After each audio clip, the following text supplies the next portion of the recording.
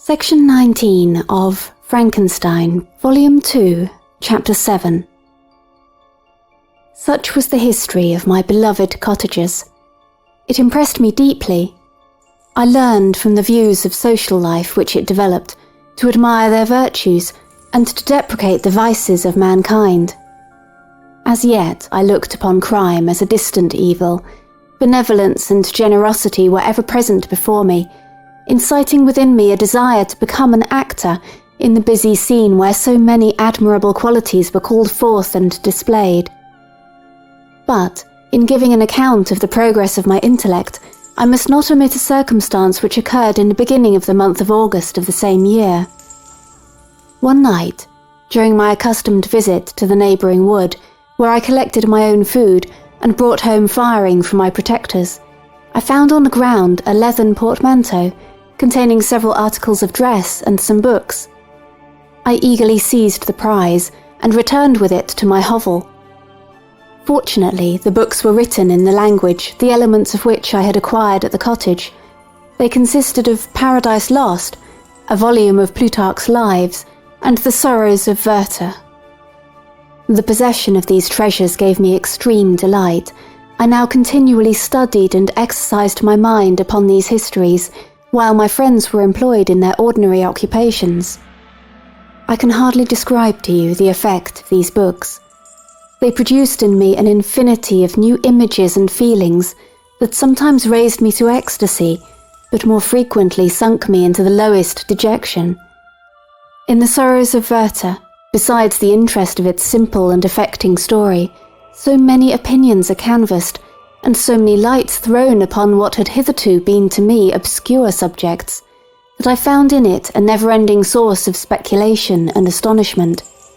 The gentle and domestic manners it described, combined with lofty sentiments and feelings, which had for their object something out of self, accorded well with my experience among my protectors, and with the wants which were forever alive in my own bosom. But I thought Werther himself a more divine being than I had ever beheld or imagined. His character contained no pretension, but it sunk deep. The disquisitions upon death and suicide were calculated to fill me with wonder. I did not pretend to enter into the merits of the case, yet I inclined towards the opinions of the hero, whose extinction I wept, without precisely understanding it. As I read, however, I applied much personally to my own feelings and condition. I found myself similar, yet at the same time strangely unlike, to the beings concerning whom I read, and to whose conversation I was a listener. I sympathized with, and partly understood them, but I was unformed in mind. I was dependent on none, and related to none. The path of my departure was free, and there was none to lament my annihilation. My person was hideous, and my stature gigantic. What did this mean? Who was I? What was I? Whence did I come? What was my destination? These questions continually recurred, but I was unable to solve them. The volume of Plutarch's Lives which I possessed contained the histories of the first founders of the ancient republics. This book had a far different effect upon me from The Sorrows of Werther. I learned from Werther's imaginations, despondency and gloom, but Plutarch taught me high thoughts. He elevated me above the wretched sphere of my own reflections to admire and love the heroes of past ages. Many things I read surpassed my understanding and experience. I had a very confused knowledge of kingdoms, wide extents of country, mighty rivers and boundless seas, but I was perfectly unacquainted with towns and large assemblages of men. The cottage of my protectors had been the only school in which I had studied human nature, but this book developed new and mightier scenes of action. I read of men concerned in public affairs, governing or massacring their species. I felt the greatest ardour for virtue rise within me, and abhorrence for vice, as far as I understood the signification of those terms, relative as they were, as I applied them, to pleasure and pain alone. Induced by these feelings, I was of course led to admire peaceable lawgivers, Numa, Solon and Lycurgus, in preference to Romulus and Theseus. The patriarchal lives of my protectors caused these impressions to take a firm hold on my mind. Perhaps, if my first introduction to humanity had been made by a young soldier burning for glory and slaughter, I should have been imbued with different sensations. But Paradise Lost excited different and far deeper emotions. I read it, as I had read the other volumes which had fallen into my hands, as a true history. It moved every feeling of wonder and awe that the picture of an omnipotent God warring with his creatures was capable of exciting. I often referred the several situations, as their similarity struck me, to my own. Like Adam, I was apparently united by no link to any other being in existence, but his state was far different from mine in every other respect. He had come forth from the hands of God a perfect creature, happy and prosperous, guarded by the especial care of his Creator. He was allowed to converse with and acquire knowledge from beings of a superior nature. But I was wretched, helpless and alone. Many times I considered Satan as the fitter emblem of my condition, for often, like him, when I viewed the bliss of my protectors, the bitter gall of envy rose within me. Another circumstance strengthened and confirmed these feelings. Soon after my arrival in the hovel, I discovered some papers in the pocket of the dress which I had taken from your laboratory. At first I had neglected them, but now that I was able to decipher the characters in which they were written, I began to study them with diligence. It was your journal of the 4 months that preceded my creation. You minutely described in these papers every step you took in the progress of your work. This history was mingled with accounts of domestic occurrences. You, doubtless, recollect these papers. Here they are. Everything is related in them which bears reference to my accursed origin. The whole detail of that series of disgusting circumstances which produced it is set in view. The minutest description of my odious and loathsome person is given, in language which painted your own horrors, and rendered mine indelible. I sickened as I read. "Hateful day when I received life," I exclaimed in agony. "Cursed Creator, why did you form a monster so hideous that even you turned from me in disgust? God, in pity, made man beautiful and alluring after his own image, but my form is a filthy type of yours, more horrid from its very resemblance. Satan had his companions, fellow devils, to admire and encourage him, but I am solitary and detested." These were the reflections of my hours of despondency and solitude. But when I contemplated the virtues of the cottagers, their amiable and benevolent dispositions, I persuaded myself that when they should become acquainted with my admiration of their virtues, they would be compassionate and overlook my personal deformity. Could they turn from their door one, however monstrous, who solicited their compassion and friendship? I resolved, at least not to despair, but in every way to fit myself for an interview with them which would decide my fate. I postponed this attempt for some months longer, for the importance attached to its success inspired me with a dread lest I should fail. Besides, I found that my understanding improved so much with every day's experience that I was unwilling to commence this undertaking until a few more months should have added to my wisdom. Several changes, in the meantime, took place in the cottage. The presence of Safie diffused happiness among its inhabitants, and I also found that a greater degree of plenty reigned there. Felix and Agatha spent more time in amusement and conversation, and were assisted in their labours by servants. They did not appear rich, but they were contented and happy. Their feelings were serene and peaceful, while mine became every day more tumultuous. Increase of knowledge only discovered to me more clearly what a wretched outcast I was.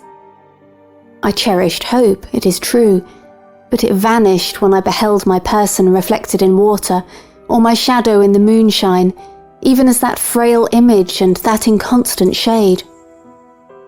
I endeavoured to crush these fears, and to fortify myself for the trial which in a few months I resolved to undergo, and sometimes I allowed my thoughts, unchecked by reason, to ramble in the fields of paradise, and dared to fancy amiable and lovely creatures sympathising with my feelings and sharing my gloom.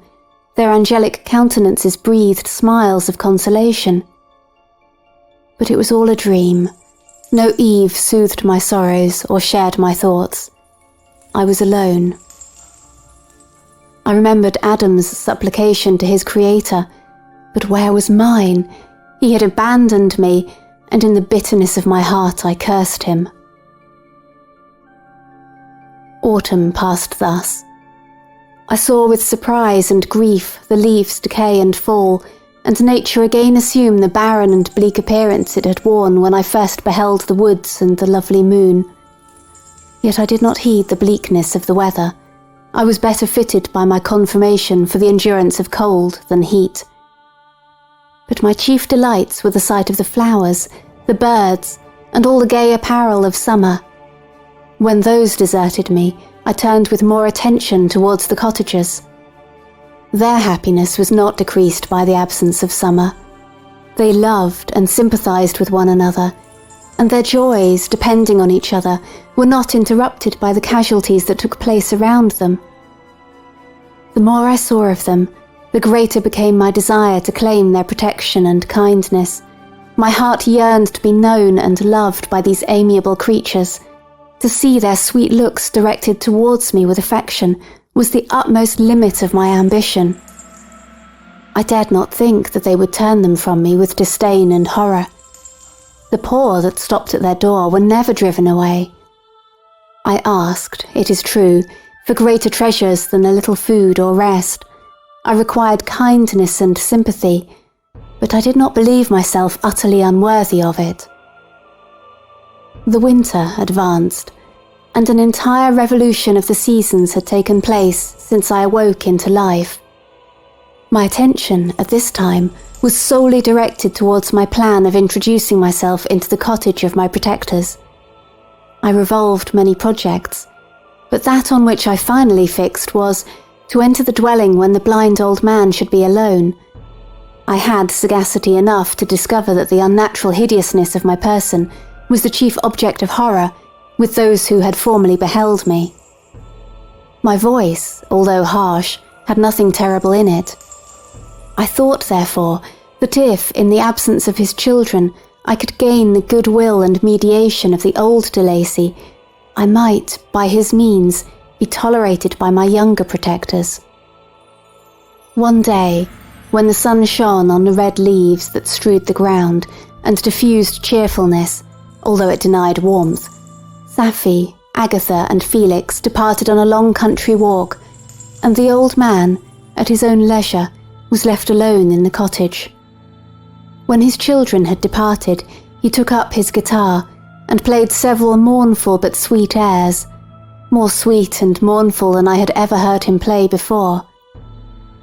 At first his countenance was illuminated with pleasure, but as he continued, thoughtfulness and sadness succeeded. At length, laying aside the instrument, he sat absorbed in reflection.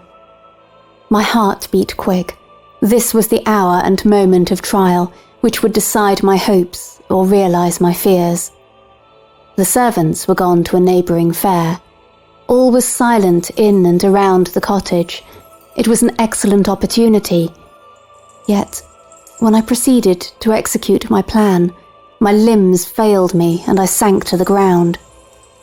Again I rose, and exerting all the firmness of which I was master, removed the planks which I had placed before my hovel to conceal my retreat. The fresh air revived me, and with renewed determination I approached the door of their cottage. I knocked. "Who is there?" said the old man. "Come in." I entered. "Pardon this intrusion," said I. "I am a traveller in want of a little rest. You would greatly oblige me if you would allow me to remain a few minutes before the fire." "Enter," said de Lacey, "and I will try to relieve your wants, but unfortunately my children are from home, and as I am blind, I am afraid I shall find it difficult to procure food for you." "Do not trouble yourself, my kind host. I have food. It is warmth and rest only that I need." I sat down, and a silence ensued. I knew that every minute was precious to me, yet I remained irresolute in what manner to commence the interview, when the old man addressed me. "By your language, stranger, I suppose you are my countryman. Are you French?" "No, but I was educated by a French family and understand that language only. I am now going to claim the protection of some friends, whom I sincerely love, and of whose favour I have some hopes." "Are they Germans?" "No, they are French, but let us change the subject. I am an unfortunate and deserted creature. I look around and I have no relation or friend upon earth. These amiable people to whom I go have never seen me, and know little of me. I am full of fears, for if I fail there, I am an outcast in the world forever." "Do not despair. To be friendless is indeed to be unfortunate, but the hearts of men, when unprejudiced by any obvious self-interest, are full of brotherly love and charity. Rely, therefore, on your hopes, and if these friends are good and amiable, do not despair." "They are kind. They are the most excellent creatures in the world, but unfortunately they are prejudiced against me. I have good dispositions. My life has been hitherto harmless and in some degree beneficial, but a fatal prejudice clouds their eyes, and where they ought to see a feeling and kind friend, they behold only a detestable monster." "That is indeed unfortunate, but if you are really blameless, can you not undeceive them?" "I am about to undertake that task, and it is on that account that I feel so many overwhelming terrors. I dearly love these friends. I have unknown to them been for many months in the habits of daily kindness towards them, but they believe that I wish to injure them, and it is that prejudice which I wish to overcome." "Where do these friends reside?" "Near this spot." The old man paused, and then continued, "If you will unreservedly confide to me the particulars of your tale, I perhaps may be of use in undeceiving them. I am blind, and cannot judge of your countenance, but there is something in your words which persuades me that you are sincere. I am poor and an exile, but it will afford me true pleasure to be in any way serviceable to a human creature." "Excellent man, I thank you and accept your generous offer. You raise me from the dust by this kindness, and I trust that, by your aid, I shall not be driven from the society and sympathy of your fellow creatures." "Heaven forbid, even if you were really criminal, for that can only drive you to desperation, and not instigate you to virtue. I also am unfortunate. I and my family have been condemned, although innocent. Judge, therefore, if I do not feel for your misfortunes." "How can I thank you, my best and only benefactor? From your lips first have I heard the voice of kindness directed towards me. I shall be forever grateful, and your present humanity assures me of success with those friends whom I am on the point of meeting." "May I know the names and residence of those friends?" I paused. This, I thought, was the moment of decision, which was to rob me of, or bestow happiness on me forever. I struggled vainly for firmness sufficient to answer him, but the effort destroyed all my remaining strength.